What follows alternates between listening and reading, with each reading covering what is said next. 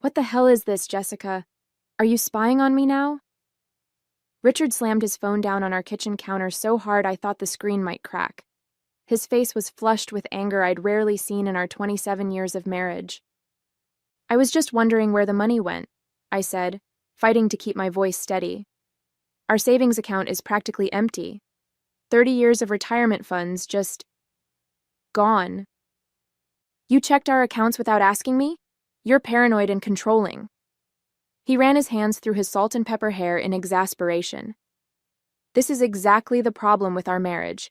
You don't trust me to handle anything. Richard, $487,000 doesn't just disappear. I have a right to know. A right? He laughed harshly. You haven't worked in 20 years. That money is from my career, my sacrifices. The words stung like a physical slap. I had given up my career as a paralegal to raise our 3 children while he climbed the corporate ladder at Midwest Financial. We had agreed together that one of us would be home for the kids. It had been our decision, our shared sacrifice for our family.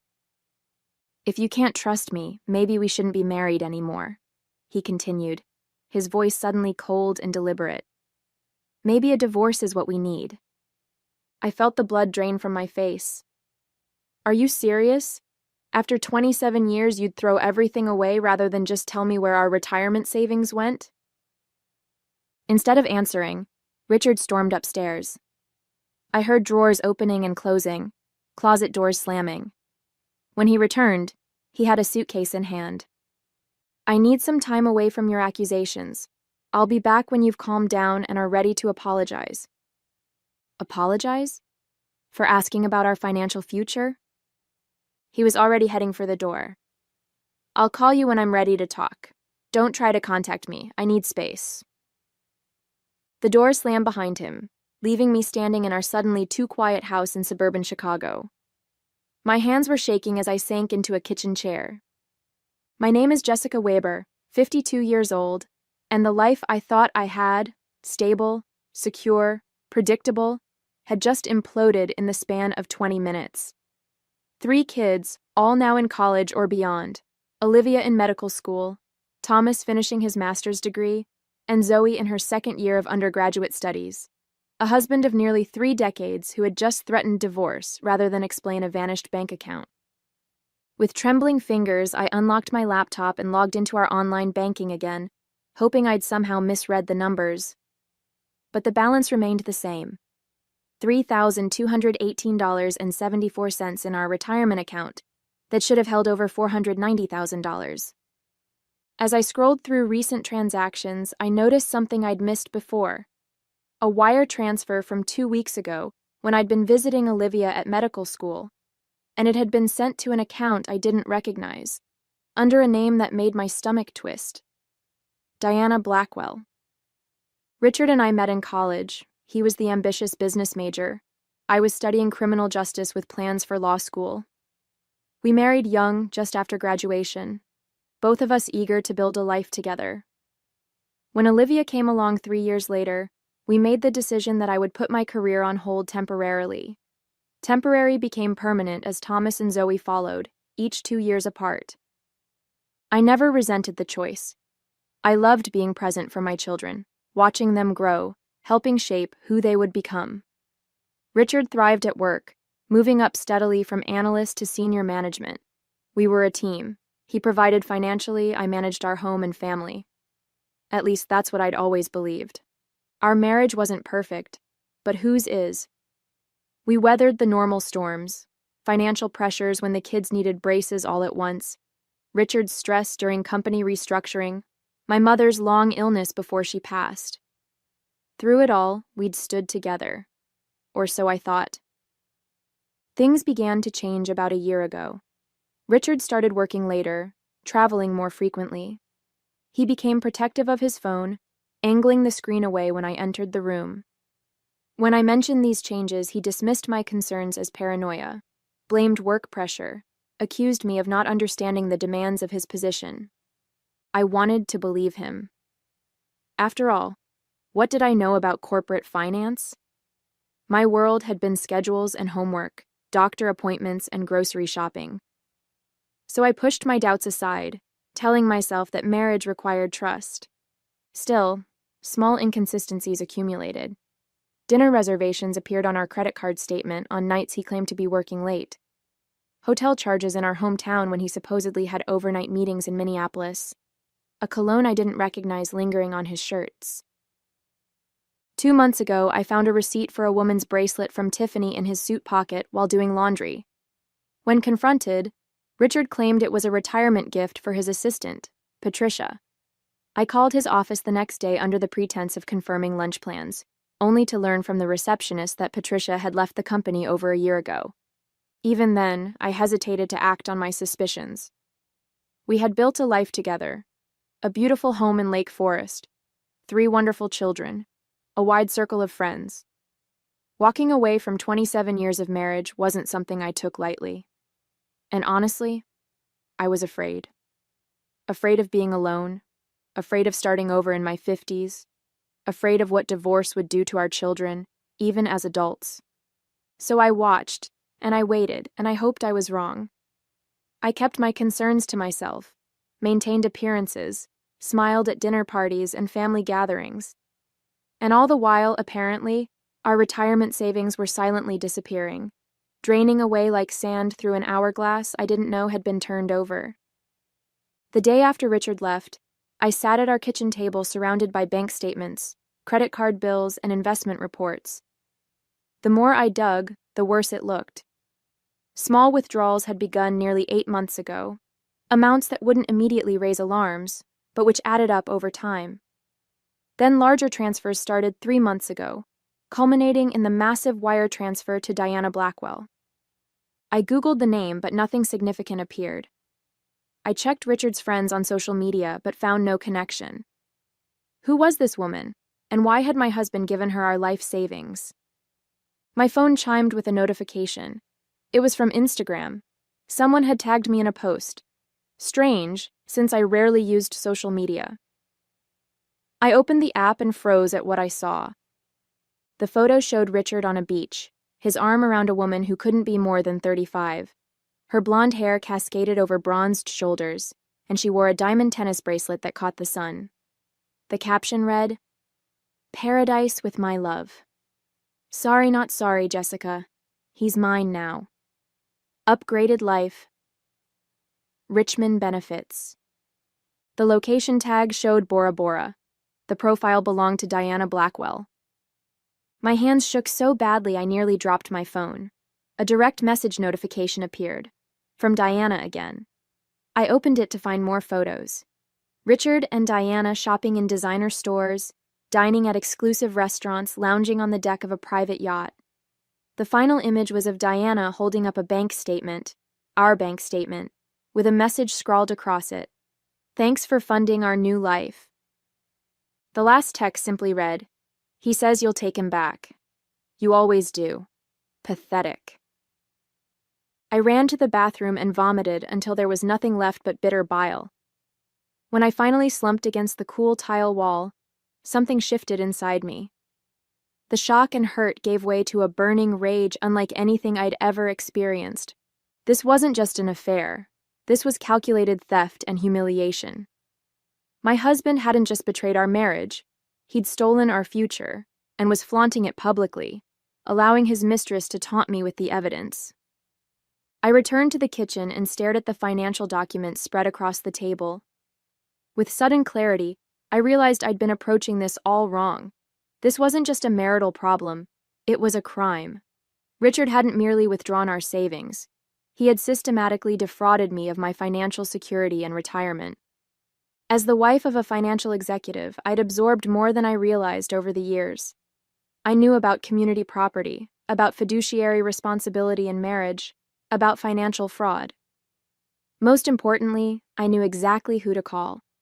I picked up my phone, surprising myself with how steady my hand had become. My friend Valerie had gone through a brutal divorce 3 years ago. She'd mentioned the name of her divorce attorney, a woman who specialized in high-conflict cases involving financial misconduct. Before I could second-guess myself, I dialed the number. "Hello, I need to speak with Catherine Wilson. It's urgent." As I waited to be connected, I began taking photos of every document on the table. Richard and Diana had underestimated me severely. They thought I was a passive housewife who would fall apart, beg for reconciliation, and accept whatever crumbs Richard decided to throw my way. They were about to learn how wrong they were. Catherine Wilson's office was sleek and understated, with panoramic views of downtown Chicago. The attorney herself matched her surroundings, polished, professional, with an air of contained intensity that immediately put me at ease. This was a woman who knew how to fight.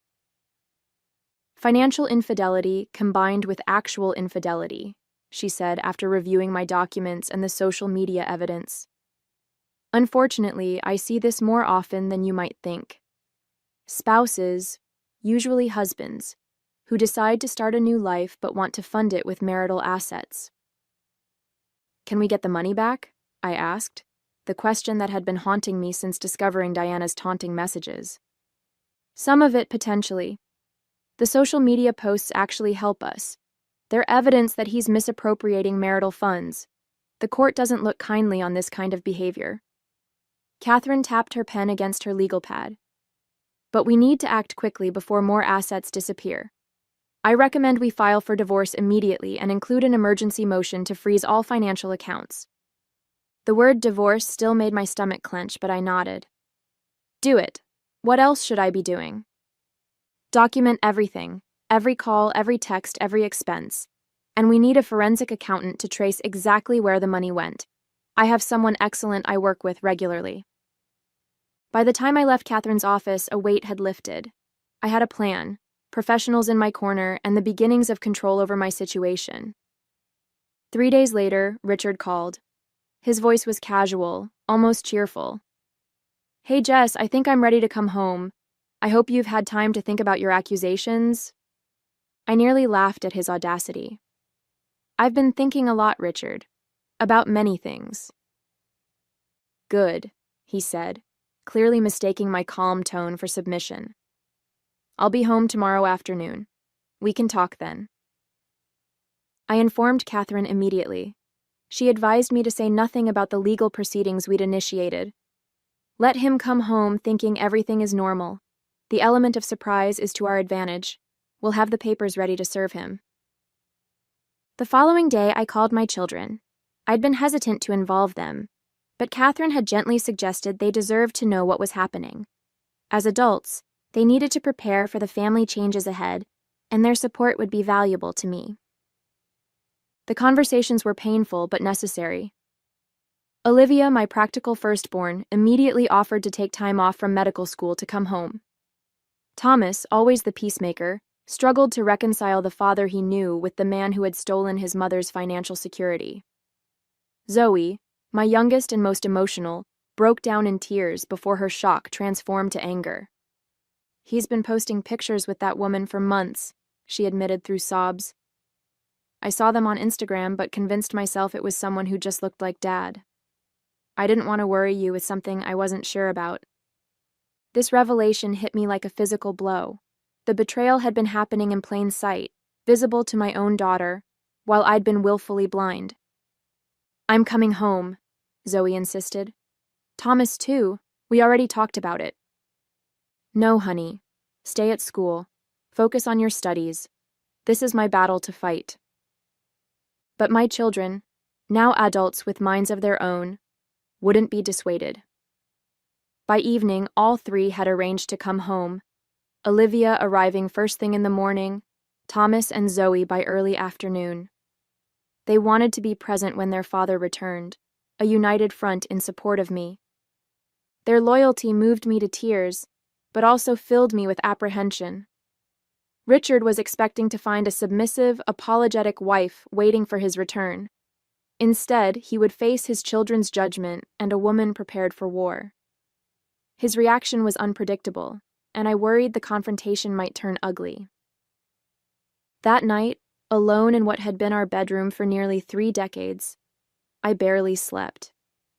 Tomorrow would change everything, for better or worse. Olivia arrived at 8 a.m., letting herself in with her old key. She took one look at me, still in my robe, dark circles under my eyes, and took charge in her efficient doctor-in-training way. "Mom, shower and dress. I'll make coffee and breakfast. Thomas and Zoe texted that their flights are on time. They'll be here by 1 o'clock. By the time I emerged, feeling marginally more human, Olivia had not only prepared breakfast, but had organized the financial documents I'd scattered across the dining room table. "I've been researching financial fraud and divorce cases," she explained, showing me her laptop. "Did you know Dad could face criminal charges for this?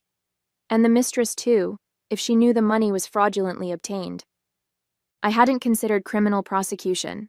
The thought of Richard in legal trouble beyond our divorce gave me no pleasure, despite everything.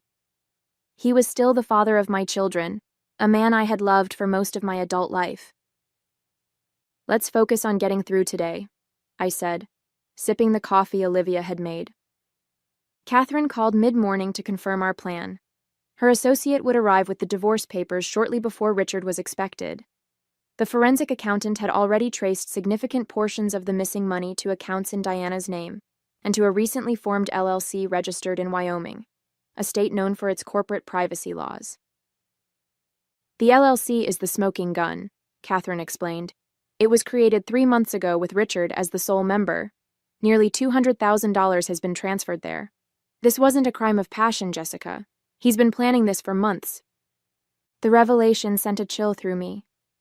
While I'd been planning our anniversary trip, scheduling dental appointments, and managing our household, my husband had been systematically preparing to abandon me and steal our retirement. Thomas and Zoe arrived together, having coordinated their flights to meet in Denver.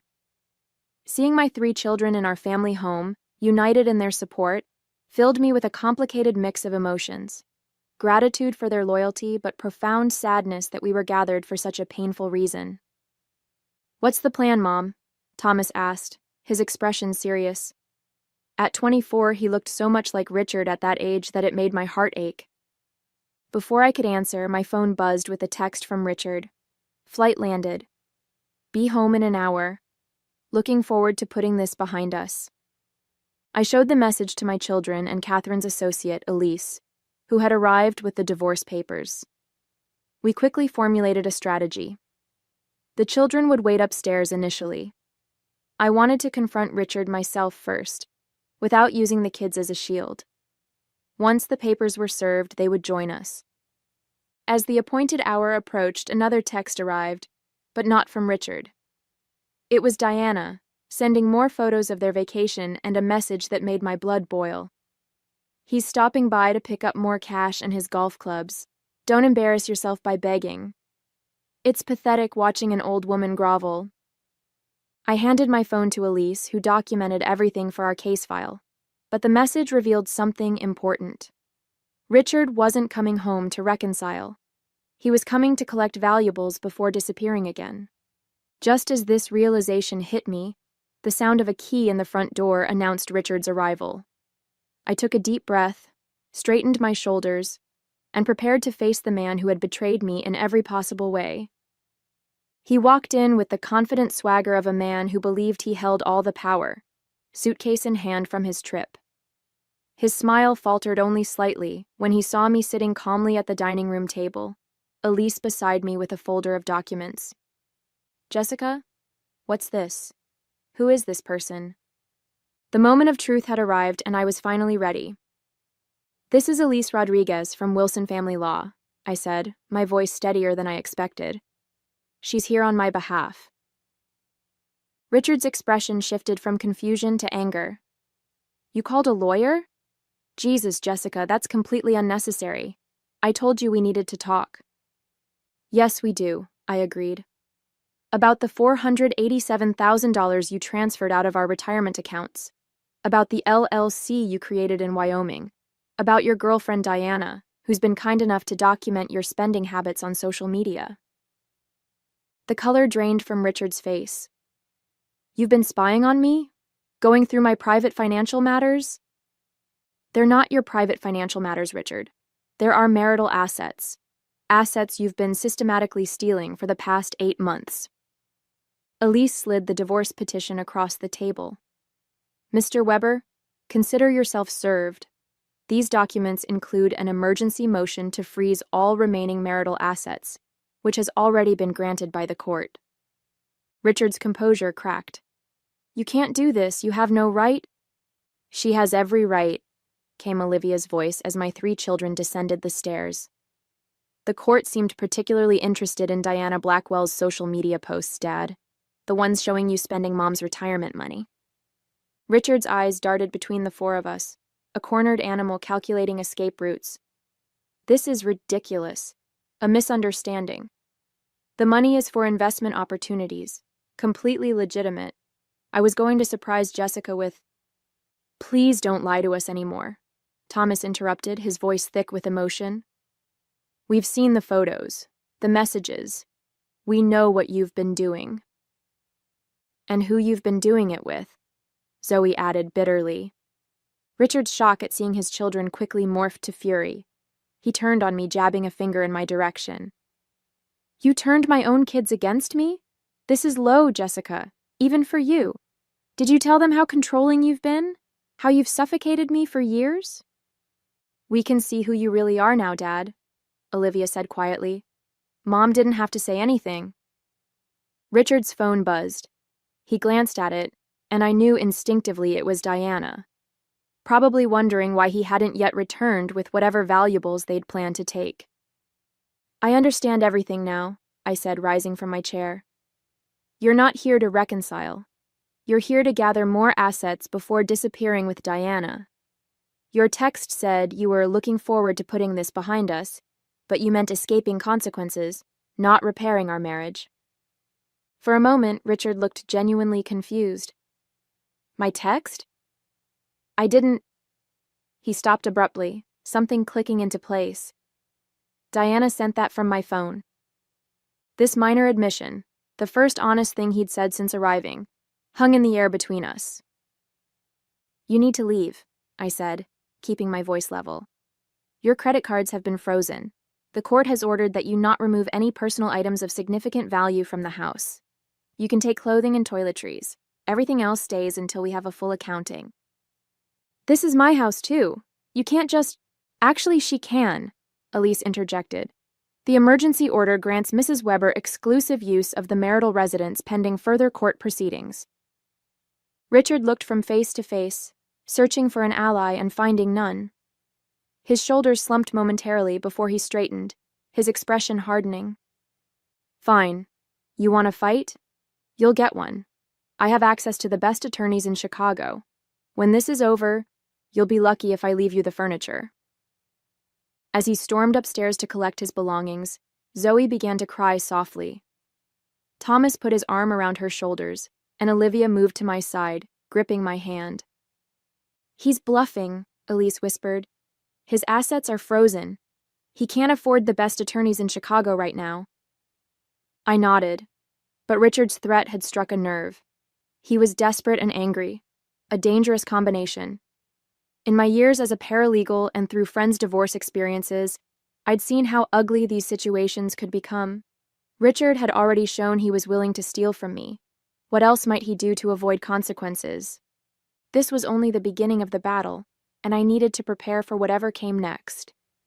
3 weeks later, I sat in Catherine Wilson's conference room surrounded by a team she had assembled.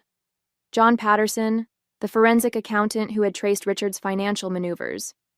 Elise Rodriguez, who had become my day-to-day contact at the firm, and Michael Grayson, a specialist in recovering hidden assets. "We've located approximately $320,000 of the missing funds," John explained, pointing to his detailed financial report. "The Wyoming LLC was the key. Most of the money flowed through there to accounts in Diana Blackwell's name. The good news is that these transfers create a clear paper trail of financial misconduct." Catherine nodded. "The judge has ordered the accounts frozen. Both Richard and Ms. Blackwell are prohibited from accessing or transferring these funds pending the outcome of the divorce proceedings."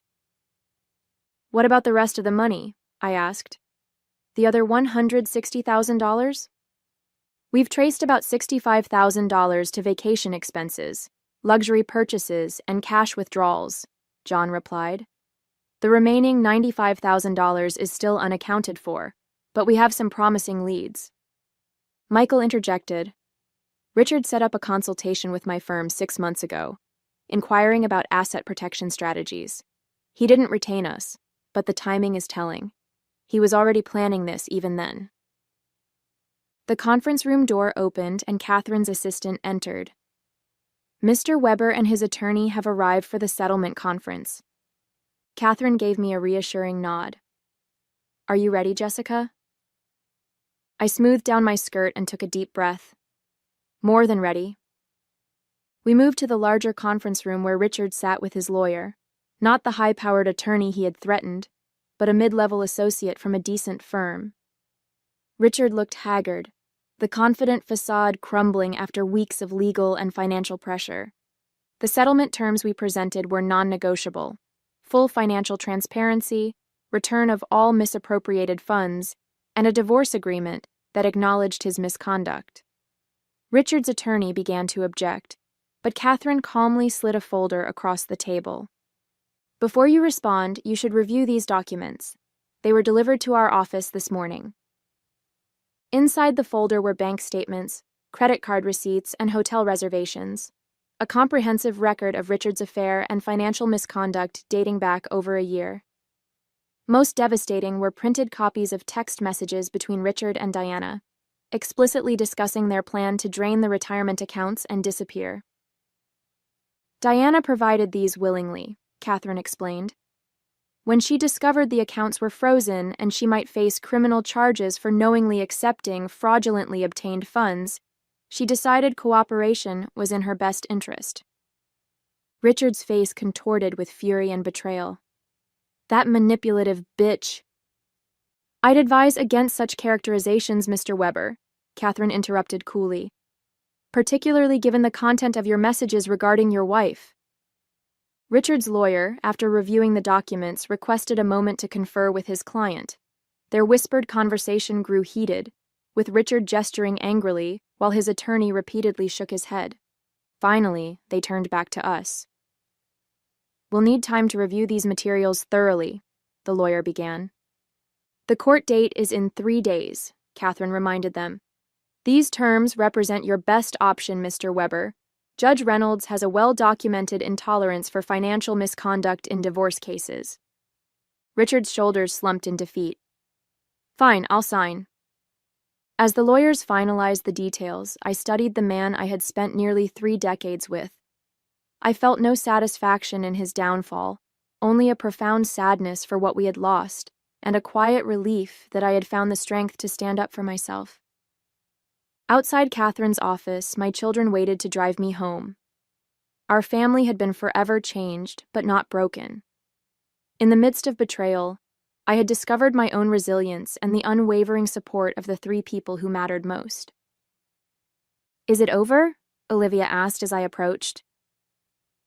This chapter is, I replied, linking arms with my daughter, but I'm ready to start the next one. Richard had expected me to beg for forgiveness when he returned. Instead, he learned that sometimes the person you underestimate the most becomes the one you should have feared all along. 1 year later, I stood in the doorway of my new lakefront condo, watching the movers arrange the last pieces of furniture. The floor-to-ceiling windows offered a spectacular view of Lake Michigan, a daily reminder of my fresh start. The divorce had been finalized 6 months ago. With Catherine's expert guidance, we'd recovered nearly all the missing funds, and the settlement had been more than fair. Richard's financial misconduct had worked against him in court, resulting in an asset division that favored me significantly. Diana had disappeared from Richard's life as quickly as she'd entered it, once the money was no longer flowing. Last I heard, Richard had taken a position with a smaller firm in Seattle, starting over at 54 with a significantly reduced lifestyle and shattered reputation. My phone chimed with a notification. It was a group text from my children with a countdown. T-3 days until Mom's graduation. After decades away from the workforce, I had returned to school to finish my law degree. Catherine had offered me a position at her firm as a paralegal while I studied, mentoring me through the process. In 3 days, at age 53, I would finally walk across the stage and complete the journey I had started in my 20s. Olivia was flying in from her medical residency in Oregon. Thomas had taken time off from his engineering job in Colorado. Zoe, now in graduate school in Michigan, had been driving in weekly to help me study for the bar exam. I ran my hand along the smooth marble countertop of my kitchen island. My kitchen, in my home, purchased with my settlement and the signing bonus from the law firm that had already offered me a position in their family practice division. The betrayal that had nearly destroyed me had instead become the catalyst for rebuilding a life that was authentically mine. I had lost a husband but reclaimed myself, my dreams, my financial security, my future. And that, I realized as I gazed out at the endless blue horizon of the lake, was the most valuable asset of all.